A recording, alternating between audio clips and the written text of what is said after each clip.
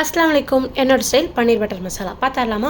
ஒரு 2 பெரிய வெங்காயம், 4 பெரிய தக்காளி எடுத்திருக்கேன். நான் 5 எடுத்திருக்கேன், ஆனால் 4 தான் எடுத்தேன். ஒரு 6-7 பல் பூண்டு, அதுக்கு தகுந்த மாதிரி இஞ்சி எடுத்துக்கோங்க. அதுக்கப்புறமா ஒரு 10-15 முந்திரி எடுத்திருக்கேன்.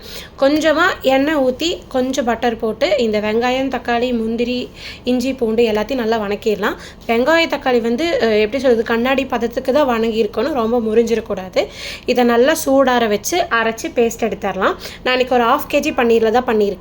அப்புறமா ஒரு 2-3 டேபிள் ஸ்பூன் பட்டர் ஊற்றிட்டு பட்டை, கிராம்பு, ஏலக்காய் போட்டு 1 ஸ்பூன் காஷ்மீரி மிளகா பொடி, 1 ஸ்பூன் நார்மல் மிளகா பொடி போட்டு ஒரு 1/2 ஸ்பூன் கரம் மசாலாவும் போட்டுட்டு நல்லா வணக்கிடலாம். நல்லா வணக்கின பிறகு அரைச்சி வச்ச பேஸ்ட் எடுத்து அப்படியே ஊற்றிடலாம்.